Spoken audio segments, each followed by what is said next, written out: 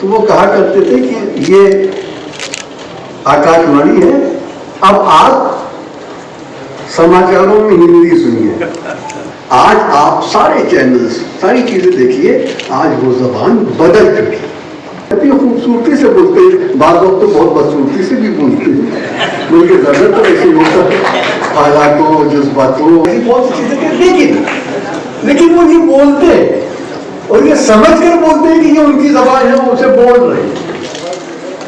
तो आपने देखा कि अगर आप इस तरीके से उर्दू को देखिए तो जहां कहीं हिंदुस्तान में हिंदी फिल्में देखी जाती हैं, वहां सब उर्दू मीडिया से।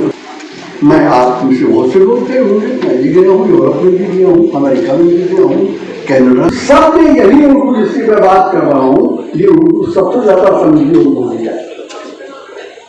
तमाम नॉर्थ इंडियन, तमाम पंजाबी, तमाम दूसरे लोग ये भाषा है उनकी। तो अगर आप इस तरीके से देखिए तो वो उर्दू जिसे हम उर्दू दूसरे लोग हिंदुस्तान में नहीं, दुनिया में शायद सबसे बड़ी जबान होगी, चाहे चाइनीज के बाद जो प्रिंट मीडिया तुमने आपको याद रखी थी। सबसे बड़ी बात यह है कि इसमें सरमाया उतना बड़ा नहीं चाहिए होता है। आप तो अपने घर से किसी कमरे से ये काम शुरू कर सकते हैं, आपके पास कंप्यूटर है, आपके पास। मुझे याद है वो तो चंद जर्नलिस्टों निकाला था, उसको कुछ पता ही नहीं था, और उसने अपने घर से निकाला था, और उसके घर में कुत्ता भी पला हुआ था। बस वो खबरें पढ़ता तो कुत्ता भौंकता तो वो भी हमें सुनाई देता था, लेकिन वो सुन लिया था।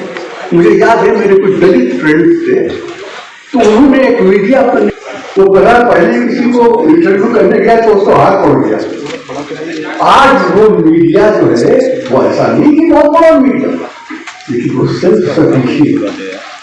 बहुत से ऐसे सोशल और इकोनॉमिक इंडस्ट्रीज हैं जो अपने वेलफेयर से कुछ अमाउंट देते हैं, कल्चरल एक्टिविटीज है उसको देते हैं जर्नलिस्ट के तरीके से। ऐसे भी लोग हैं